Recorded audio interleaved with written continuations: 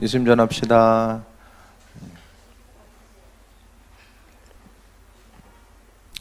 잠깐 기도합니다. 하나님 부르셔서 감사드립니다. 이 시간을 통해서 우리에게 은혜도 하시고 하나님의 선하신 뜻과 계획하심을 우리의 삶 가운데 비춰 주옵소서. 예수님의 이름으로 기도했습니다. 아멘.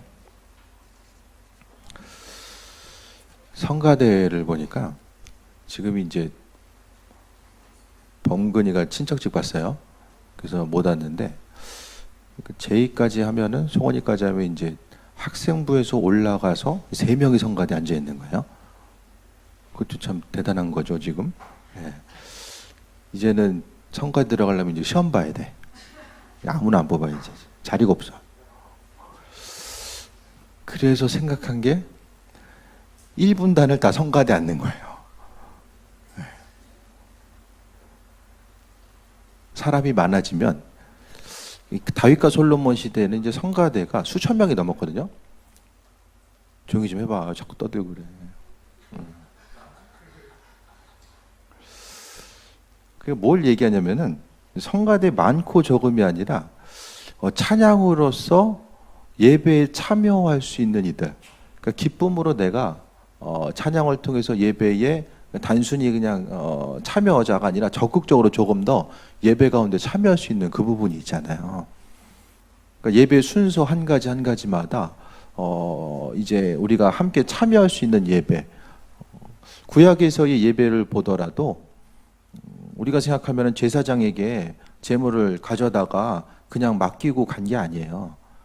제물에 대해서 제물을 드린 사람이 손질할 부분들이 있었고 또 제물이 다 타서 올라갈 때까지 또 기다리는 그 순간들이 있었습니다. 그러니까 구약에서의 예배는 훨씬 더 지금보다 많은 시간과 정성들 또 각각의 예배 드리는 사람들이 자신에게 있어서의 하나님께 주어진 것들에 대해서 소망함 또 죄를 용서하실 것에 대한 소망함을 가지고 더 열정을 드린 예배였다라는 거죠. 그래서 우리가 내 안에 있어서 내가 찬양이 좋고 찬양 가운데 하나님께 영광 돌리는 것이 좋다라고 한다면은 그 목소리를 통해서 주께 영광 돌리고 그분께 나아갈 수 있는 것 자체가 얼마나 큰 은혜인가라는 생각을 해보게 됩니다. 그래서 뭐 그냥 인원수 대비 그냥 성가대 하면은 지금 딱 좋은데 우리가 뭐 예배 구색을 맞추려고 성가대 그는 게 아니니까 제 생각은 예배를 통하여서 찬양을 통해서 내가 찬양이 기쁘고 하나님께 찬양을 통해 내 목소리를 드리고 주께 영광 돌리고 싶다. 그 마음이 있으면은 이제 성가대에 참여해서 그 한 시간에 집중해서 주께 나아가는 거죠. 네. 뭐 가운이야 맞추면 되는 거고. 어쨌든 우리 저기 고3 학생들도 지금 성가대 너무 하고 싶어 하는 것 같아요. 네. 민준이도 성가대하면 잘할 것 같아요. 성환이 바닥 보고 있어 지금 시킬까 봐. 네. 우리 이제 고3 친구들도 이제 교회 이제 한 일원으로서 몇 달 안 남았잖아요 이제. 네. 원서 때문에 정신 없을 텐데 하지만은 또 이제 한 사람의 성인으로서 이제 신앙인으로서 이 출발함에 있어서 여러 가지 신앙적인 것도 돌아보고 나갔으면 좋겠어요. 네. 기도에 대해서 이야기하는데 사람도 이제 먹어야지 살고 먹어야지만이 그 에너지를 통해서 움직이게 되잖아요. 그러니까 에너지가 넘치면은 활동량이 많아질 수밖에 없어요. 그러니까 우리에게 있어서 세상을 살아간다는 것은 눈에 보이는 항상 말씀드리지만은 육적인 세계만 바라보면서 살아가면은 인생에 있어서 너무나도 많은 부분을 놓치고 살아가게 됩니다. 분명히 성경은 영적인 세계와 육적인 세계, 눈에 보이는 세계와 보이지 않는 세계가 있다는 것을 말씀하고 있어요. 보이는 것은 이 땅의 세계고 보이지 않는 것은 천국으로서 이 두 개를 이제 나눠서 이야기하는 것이 아니라 이 땅을 살아가는 우리의 삶 가운데서도 지금 눈으로 볼 수 있는 것들이 있고 또 영적인 마음에 이 영안으로서 바라봐야 되는 것들이 있어요. 이 세상 가운데서 하나님은 하나님의 백성들을 선택하시고 그분의 일들을 이루어 오셨는데 세상을 살아감에 있어서 우리는 눈에 보이는 것만 바라보다 보면 절망하게 됩니다. 그러니까 우리 신앙인으로서 우리 한 사람 한 사람은 하나님의 존재, 그분의 일하심과 인도하심, 그분의 축복과 예비하심, 하나님만이 하실 수 있는 일들을 기대하는 삶이 바로 이 땅에서의 삶이에요. 뭐 죽어서 천국 가려고 다 교회 오셨어요? 천국만 가면 돼요? 세상에서의 고통과 힘들고 어려움 아무리 많아도 나는 그냥 천국만 가면 된다. 그게 아니잖아요. 그러니까 믿음을 가지고 있다라는 거, 신앙을 가지고 있다라는 것의 중심은 이 땅에서 보이지 않는 세계가 있다라는 것을 인식하고 또 그것이 내 삶의 중심을, 어느 정도의 중심을 이루고 있다라는 사실을 말씀하고 있어요. 그러니까 신앙생활 하면서 하나님의 일하심과 그분만이 행하실 수 있는 일들에 대해서 반드시 기대해야 되고, 그 기대함이 믿음이고 그것을 통해서 우리가 하나님의 살아계심을 이 땅에서 경험할 수 있어야 된다는 것을 말씀드립니다.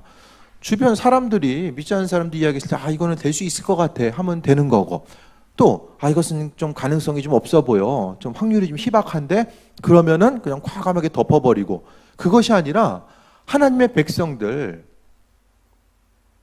하나님의 백성이라는 것은 하나님의 축복과 인도하심, 그분께서 우리를 자녀로 삼아주시고 하나님이 소유하고 있는 모든 은혜와 은총을 자녀들과 지금 이 시간도 공유하고 계시다라는 사실에 대해서 우리는 기억해야만 합니다.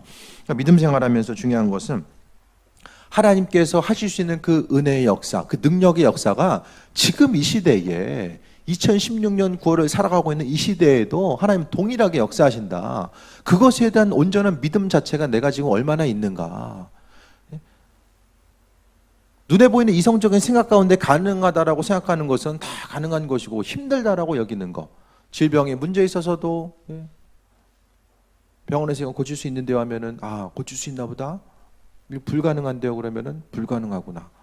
포기하고 살아가는 것.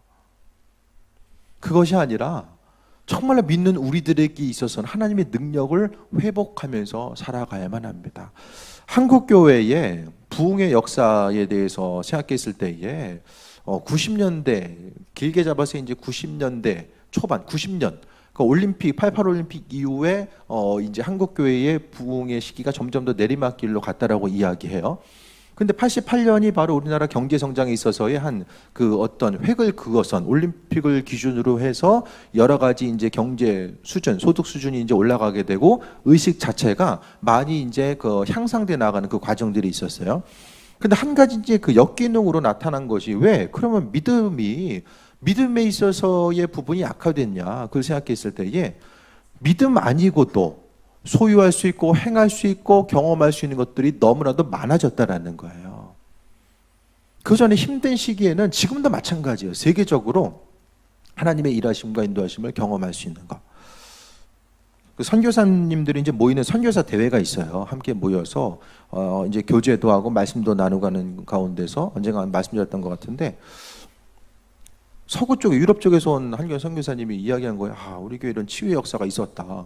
이것이 이제 신기해가지고 이야기하는 거예요. 그런데 저기 이제 아프리카 쪽에서 오신 분들은 날마다 일어나는 치유의 역사가 일어나니까 그게 뭘 신기한 거냐. 그러니까 동일한 하나님을 믿고 있는데 한쪽에서는 치유와 회복이 나타나니까 정말 신기한 거예요. 근데 한쪽에서는 하나님 외에, 힘든 지역에서는 정말 주님 외에는 방법이 없으니까 계속해서 기도로 주님께 간구하고 온전한 믿음, 작은 것에 응답됨을 통하여서 더 큰 믿음이 생겨나는 이 믿음의 선순환이 계속되다 보니까 하나님의 행하심과 인도하심을 경험하게 된다는 것입니다. 여러분의 지금 마음속에 주변에 나타나는 일들, 지금 경험하고 있는 일들이 이것은 할 수 있는 것, 이것은 할 수 없는 것, 이것에 대해서 지금 이분법적으로 나누는 것이 아닌가. 이 나눔에 있어서의 하나님의 뜻에 의해서 나누는 것이 아니라 지난날의 경험과 판단에 의해서 할 수 있는 것과 할 수 없는 것이 고착되어 있다라면은 생각해 볼 수 있게 되길 바랍니다. 할 수 없다라고 생각되는 것, 정말 할 수 없는 것일까? 불가능하다고 여기는 거, 정말로 할 수 없는 일인가? 도무지 하나님의 도우심과 인도하심이 있어도 할 수 없는 일인가? 생각해 볼 수 있게 되길 바랍니다. 문제는 내가 포기하면 하나님도 움직이지 않는다라는 거예요. 하나님만이 행하실 수 있는 일들, 그것에 대해서 내가 간절함과 기대함과 소망함을 가지고 하나님의 응답하심과 예배하심을 통해서 지금 살아가고 있는가? 아니면 지금까지 안 됐고 앞으로도 가능성이 없고 또 하나님의 뜻과 인도하심이 내 삶 가운데 펼쳐질 가능성이 이제 없다라고 생각하면서 포기하고 절망 가운데 나아가진 않나. 그 모든 것들에 대해서 한번 더 돌아보고 생각해 볼 수 있게 되길 바랍니다. 하나님은 하나님만이 행하실 수 있는 일들에 대해서 분명하게 말씀하고 있어요. 그런데 중요한 것은 기도입니다. 기도를 통해서 하나님을 향한 온전한 믿음이 생겨요.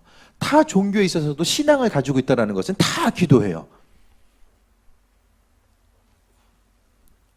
기도하지 않는 종교 어디 있어요? 다 기도하잖아요.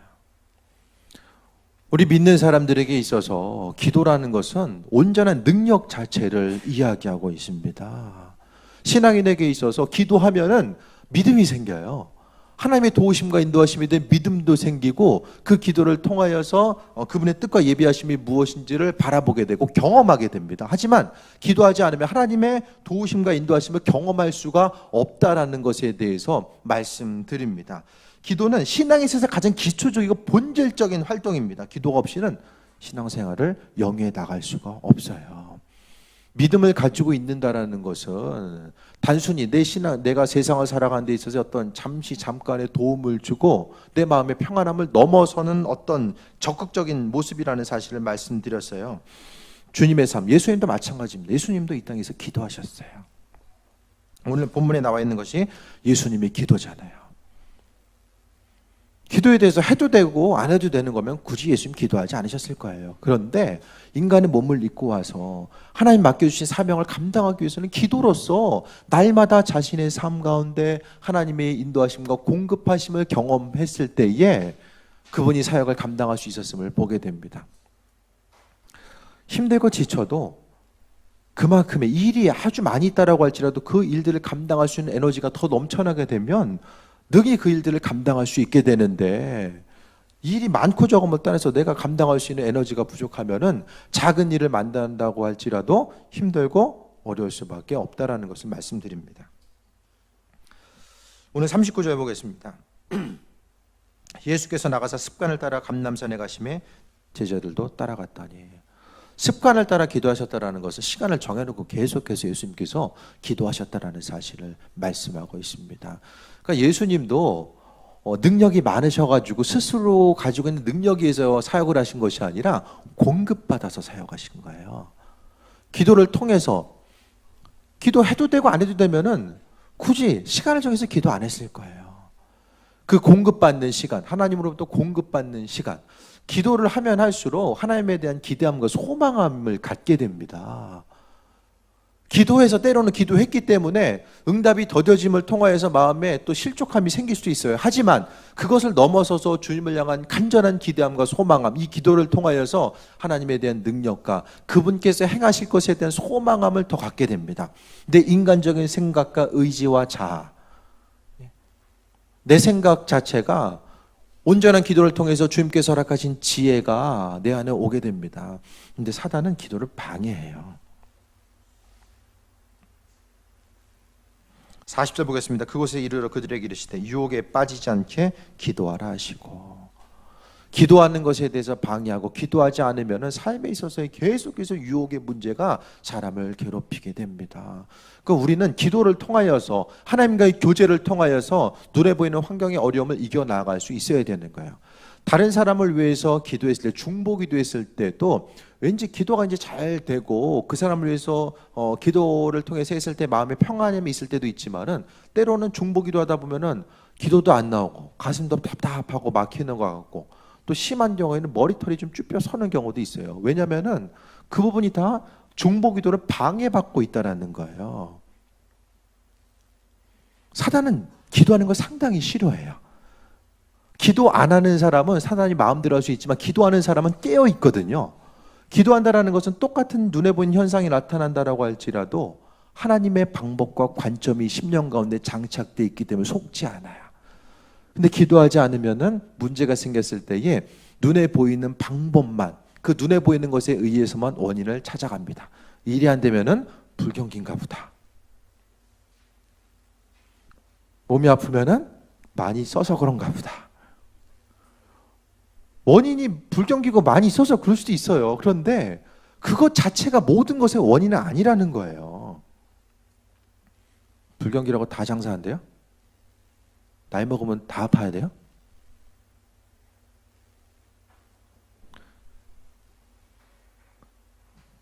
속으로 또 나이 좀 들어보세요라고 뭐 이야기하시는 분 있을 수도 있어요. 네?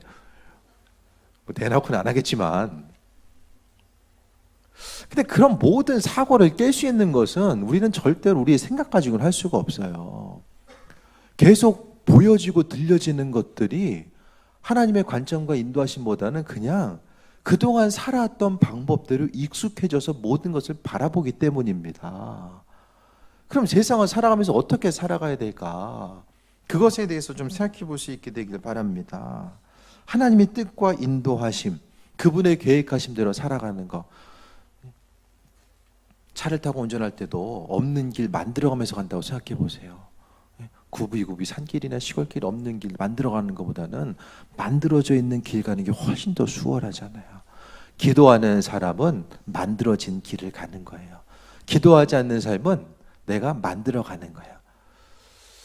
하나님의 이끄심대로 살아간다는 것이 저기 길이 처음에 길이 보여. 근데 길을 가는데 언제 끝날지 몰라가지고 불안해하면서 가는 그 삶. 사람들이 그렇게 생각하니까 차라리 불안하느니 내가 그냥 좀 힘들어도 그냥 만들면서 가자. 그 생각들을 많이 하면서 살아가게 됩니다. 하나님께서 만들어 놓으신 길은 내 믿음이 끝나지 않는 한 계속해서 이어져요. 목적지까지 이어집니다. 하나님께서 먼저 가셔서 그 길을 만드시고 우리를 예비하시기 때문입니다. 올 한 해 어떻게 살아오셨어요? 얼마나 많은 것들을 포기하셨습니까?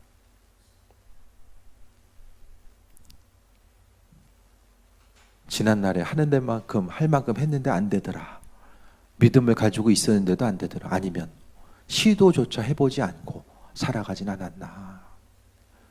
내가 지금 포기한 모든 것들에 대해서 그분도 그것에 대해서 용납하시고 그렇게 나가길 원하실까 생각해 볼 수 있게 되길 바랍니다. 포기한 이후의 삶이 그냥 그럭저럭 살만 하십니까? 앞으로 이 상태가 쭉 이어진다고 했을 때에 그냥 견딜만 하십니까? 앞으로의 삶은 아무도 모릅니다. 하나님의 뜻과 인도하심, 그분의 예비하심을 분명히 바라봐야 됩니다. 41절에 그들을 떠나 돌 던질 만큼 가서 무릎을 꿇고 기도하여 이르시되 아버지여 만일 아버지의 뜻이거든 이 잔을 내게서 옮기시옵소서. 그러나 내 원대로 마시옵고 아버지의 원대로 되기를 원하나이다 하시니, 예수님께서 정말로 기도를 통해서 얻고자 하신 것들은 하나님의 뜻입니다. 내 삶을 통해서 하나님의 뜻. 하나님이 포기하라고 하시면은 포기해야죠. 이스라엘 민족들이 바벨론의 그 남유다가 바벨론의 침략 앞에 있을 때 하나님이 이스라엘을 통해서 나라 포기하라고 했어요. 더 나라를 유지할 수 없다라고 하나님께서 선포하셨어요.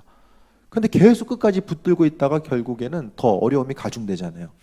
하나님께서 포기하고 내려놓으라고 하신 것들은 내려놔야 되고, 그분이 끝까지 지키고 나아가라고 말씀하신 것들은 지키고 나아가야 돼요. 근데 중요한 것은 기도를 통해서 하나님의 뜻을 분별해 알 수 있는 그 믿음의 영성, 그것이 바로 믿음의 실력입니다. 막연하고 모호한 것이 아니라 정말로 나를 향하신 하나님의 뜻이 무엇일까에 대해서 분별할 수 있는 그 단계까지 우리가 전심으로 기도하면서 갈 수 있어야 되는 거예요. 말씀을 통해서 하나님이 약속해 주셨어요. 하나님의 뜻을 우리에게 비추신다라고 말씀해 주셨습니다. 그 전제 조건은 기도하고 하나님의 뜻이 무엇인지를 분별하고자 하는 사람들에게 그분은 그분의 뜻을 비춰주신다라고 말씀해 주셨습니다.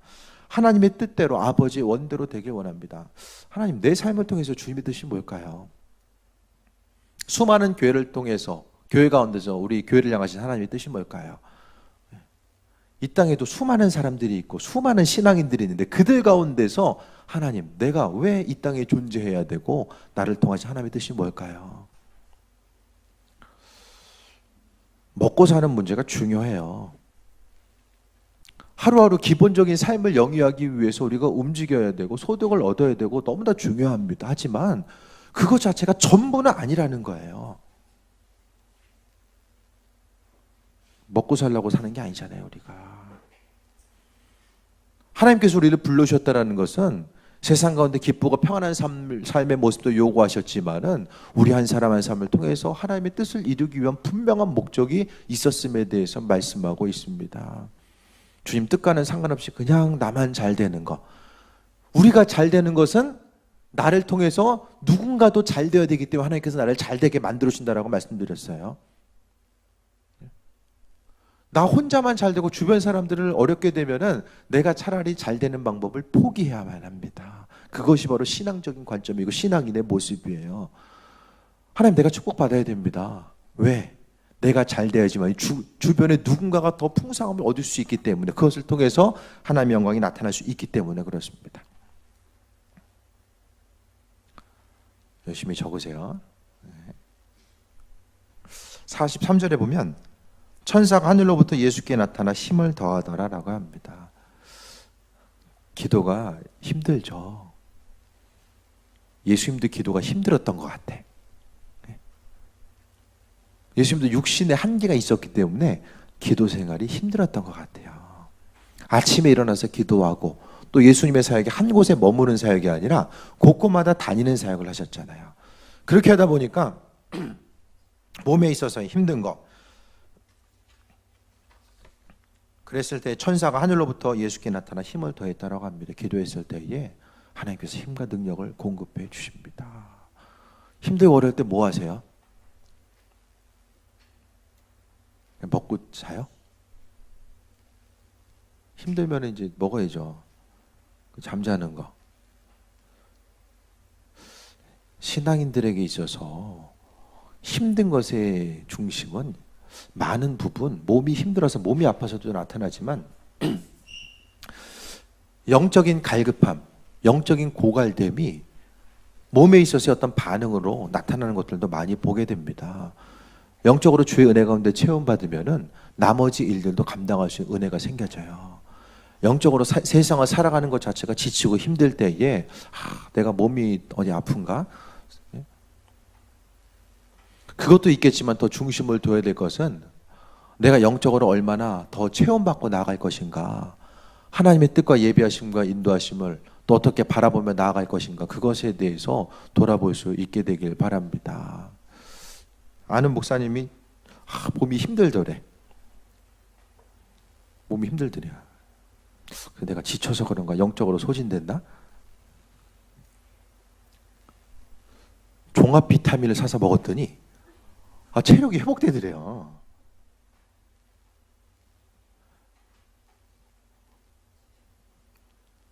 종합 비타민 사서 드셔보시고 회복이 안 되면 기도하세요. 두 가지 같이 하시던가.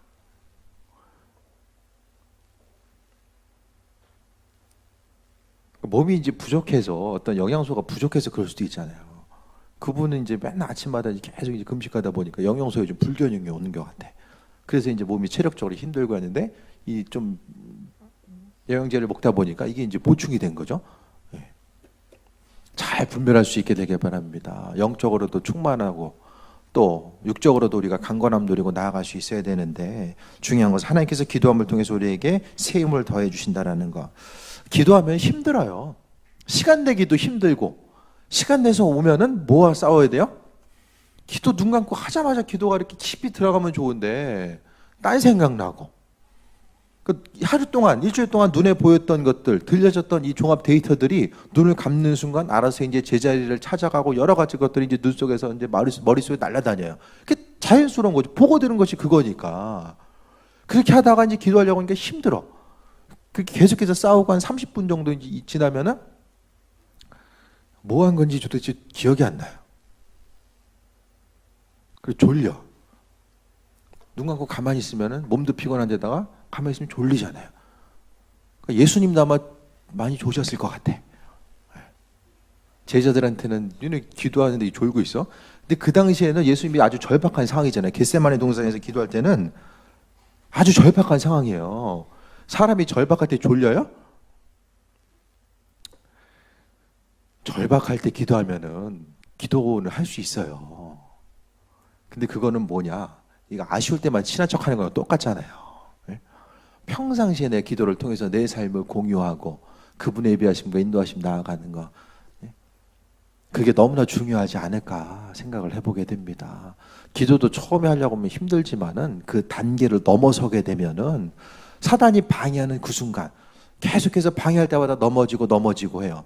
하지만 아무리 방해를 해도 기도의 시간을 지키고 자리로 나가. 그러면은 방해도 점점 줄어드는 거죠. 그러니까 믿음을 가지고 기도한다는 것은 그 많은 의미성을 갖게 됩니다.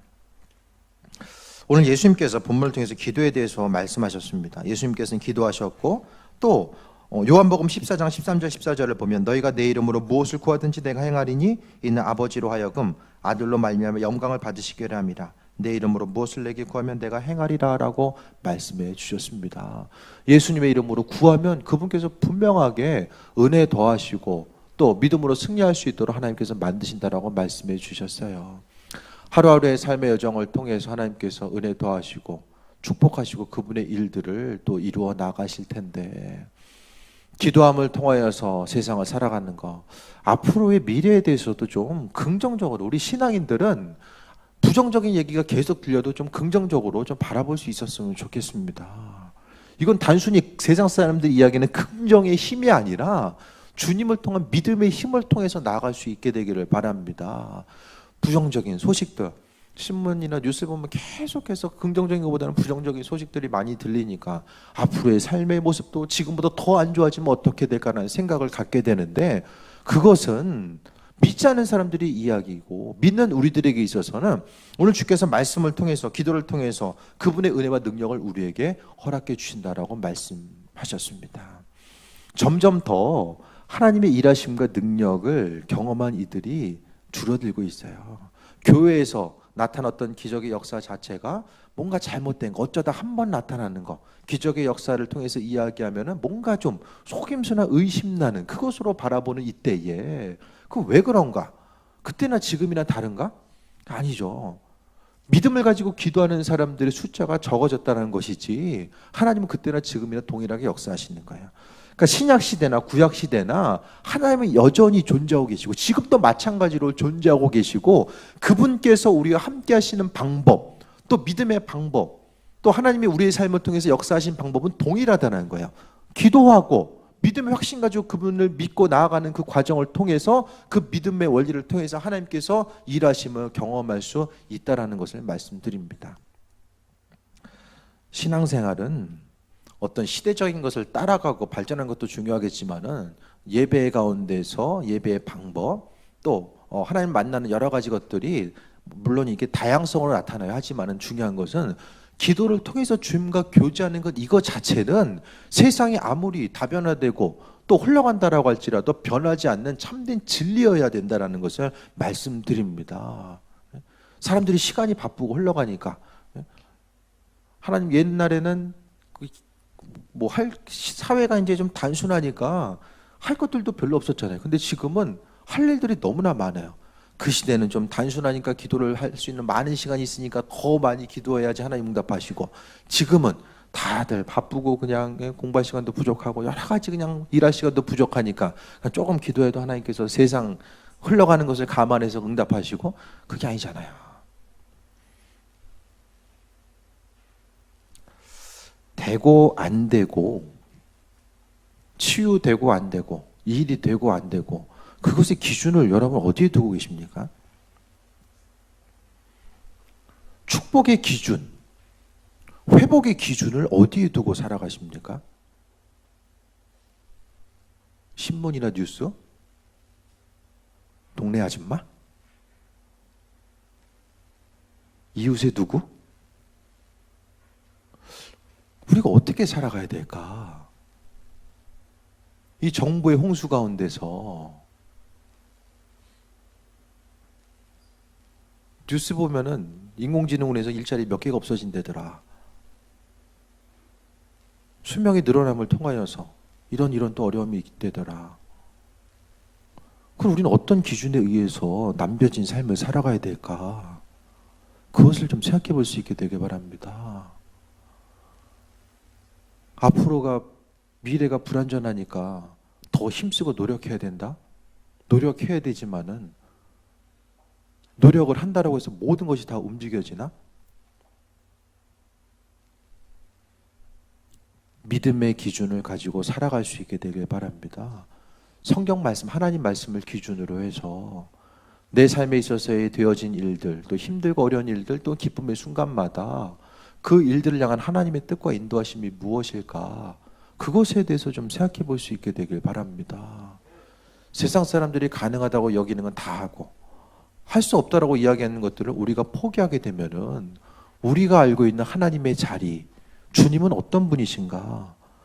내가 가지고 있는 이 어려움의 문제 가운데서 외면하고 계시고 또 그럴 능력이 없으신 분인가?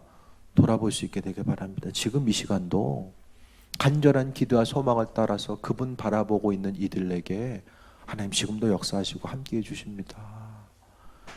날마다 남을 통한 하나님의 역사가 아니라 나와 함께 하신 하나님. 하나님을 경험한 사람들의 특징은 뭐예요? 끝까지 그분 신뢰하고 마음의 중심을 둠으로 인하여서 하나님의 일하심과 인도하심을 경험한 것입니다.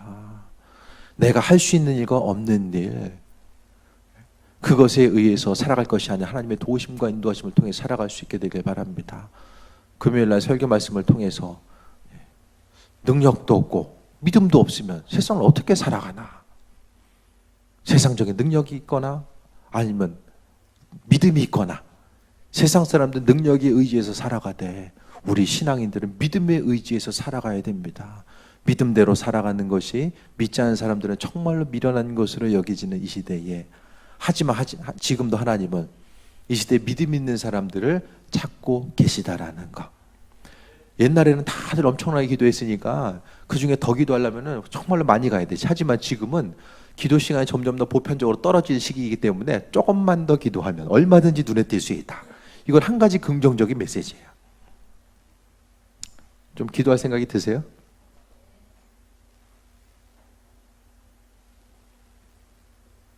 주님의 일하심을 경험하시고 조금이라도 경험해야지 믿음 지키고 나아가죠.